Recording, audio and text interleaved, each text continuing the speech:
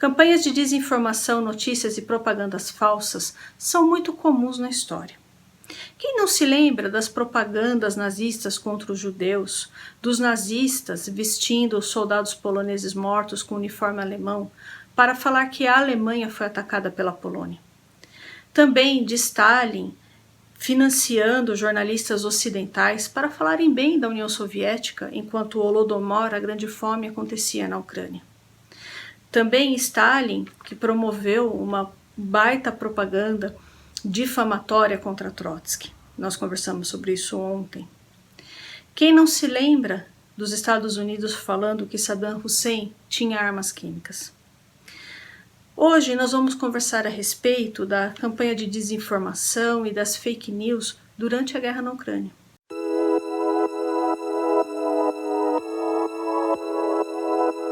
Olá pessoal, tudo bem? Eu sou Juliane, você está no canal Vai e Veja. Por aqui eu falo a respeito de história e literatura. Se você se interessa, se inscreve por favor. Eu peço que você utilize o campo dos comentários, mande esse vídeo para os seus amigos e não se esqueça do seu like, tudo isso é bastante importante. Então pessoal, como fonte eu utilizo normalmente os jornais El País, Deutsche Welle, The Washington Post, o Haaretz de Israel, Estado de São Paulo. Eu não utilizo como fonte o Telegram da Rússia, nem o Telegram da Ucrânia. Então, se você quer pessoas que utilizem essas fontes, você procura outro canal, tá certo? Pessoal, é o seguinte, essas fontes não são confiáveis, né? Por quê?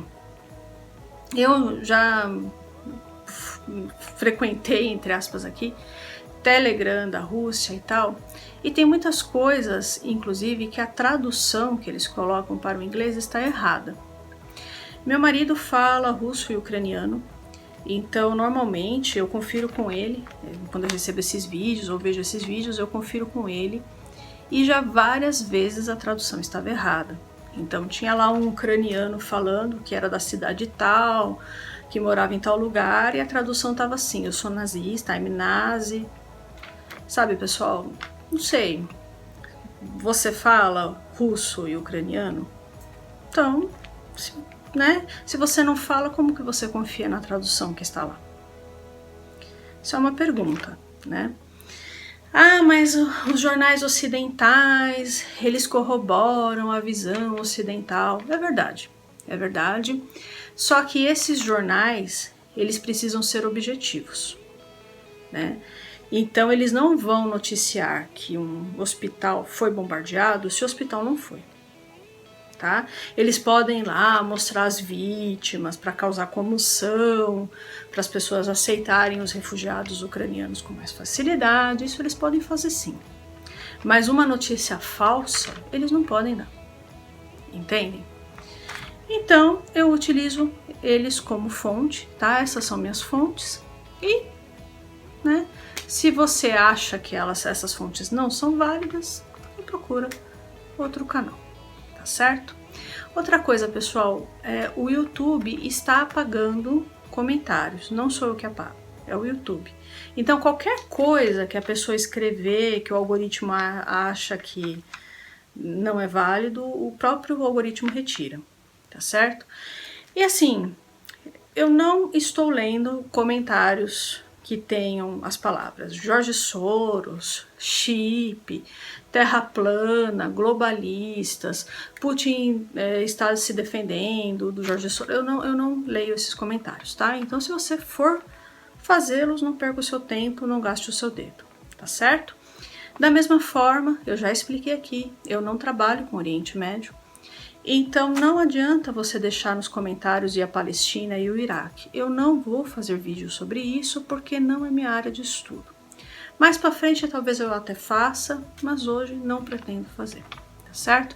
Eu não vou fazer qualquer vídeo de qualquer jeito, de assuntos que eu não domino, só para agradar esse pessoal que acha que porque eu estou falando da Rússia eu tenho que falar obrigatoriamente de outros lugares, ok? Pessoal, tem fake news e campanha de desinformação dos dois lados, tanto do lado ucraniano quanto do lado russo. Porém, segundo estudiosos, as campanhas de desinformação vindas da Rússia, elas são muito maiores, né? Porque os russos meio que, entre aspas aqui, se profissionalizaram com o tempo, né? Então, eu vou acabar falando mais da Rússia, mas existe sim, tá? Existe sim vídeos falsos, notícias falsas vindas da Ucrânia também, tá certo? A Rússia, ela é bastante conhecida por promover fake news e campanhas de desinformação, mesmo antes da guerra, né? Já foi comprovado que a Rússia interferiu nas eleições norte-americanas em favor do Trump. A propaganda de desinformação e fake news são promovidas assim numa escala industrial pela Rússia. É uma quantidade imensa, certo? E são várias fontes diferentes dando as mesmas informações. E aí isso faz com que muitas pessoas acreditem, porque elas olham vários lugares diferentes dando as mesmas notícias. Então muitas pessoas acabam acreditando em informações falsas. Segundo o jornal israelense Haaretz, nessa guerra, essas agências russas plantaram a informação de que o hospital e maternidade de Mariupol, que foi atacado, na qual 3 pessoas morreram, dentre elas uma menina, não foi atacado. E que a mulher que morreu, na verdade, era uma atriz ali na cama e tal, que os ucranianos forjaram tudo isso. Eles veiculam essas informações dentro e fora da Rússia. Também começou a rodar a informação de que o presidente polonês Andrzej Duda estava reivindicando um antigo território polonês ali na região da Galícia, né, que hoje faz parte da Ucrânia. Essa informação também é falsa. E essas agências russas também estavam veiculando a informação de que o Estado Islâmico estava junto com as tropas ucranianas lutando contra os russos. Informação falsa também. Isso não significa que tudo que a Rússia fala, ou que essas agências russas falam, é falso, tá? Tem coisas que são verdadeiras e coisas que são falsas. E isso dificulta muito para as pessoas. Quando é uma informação falsa e quando é verdadeira, elas não sabem. Fica muito complicado, entendem? Então, por exemplo, às vezes eles falam que um prédio na Ucrânia foi atacado por tropas russas. E isso acaba gerando confiança nas pessoas. Bom, então eles estão dando informações verdadeiras, porque olha, eles estão dando essa informação aqui, que o Ocidente também está dando. E aí eles, junto com informações que são verdadeiras, eles colocam as falsas. Gente, é muito complicado. E é muito bem feito também, né? E essas agências, né, eles trabalharam para vários partidos na Europa e partidos que são contra a imigração. Então já ficou comprovado que essas agências promoveram vídeos com atrizes falando que haviam sido por imigrantes. E isso aumentou muito a islamofobia na Europa e o sentimento anti-imigração. Uma repórter russa chamada Maria Katazonova estava ao vivo falando, e ela estava falando que estava na região do Donbass, ali na região separatista de Donetsk e Lugansk. Atrás tinha um barulho de artilharia, só que uma pessoa acendeu a luz. Ela estava no estúdio, sabe? Então, ou seja, gente, as produções de notícias falsas não tem fim. É uma coisa impressionante, é gigantesco, a coisa é enorme, né? E por que as pessoas se persuadem com essas notícias falsas? Bom, são vários motivos, né? A primeira coisa é um sentimento de superioridade. Essas pessoas, né, se acham muito superiores às outras que consomem informações ocidentais. Elas se acham meio que escolhidas, se acham espertas, né? Porque elas estão lá no Telegram da Rússia, então elas sabem de coisas que os outros que leem é o país e Deutsche Welle não sabe, né, os outros são manipulados e eles não. Então se sentem superiores aos outros. Também a Rússia, ela propaga um sentimento de vítima. Como assim? A Rússia sempre fala que a OTAN tem armas apontadas para a Rússia, que a OTAN é um perigo para a existência dela, tal, né? Só que a gente sabe que a Ucrânia, por estar em conflito ali com os separatistas russos na região do Donbás, ela não poderia fazer parte da OTAN. E caso acontecesse, né,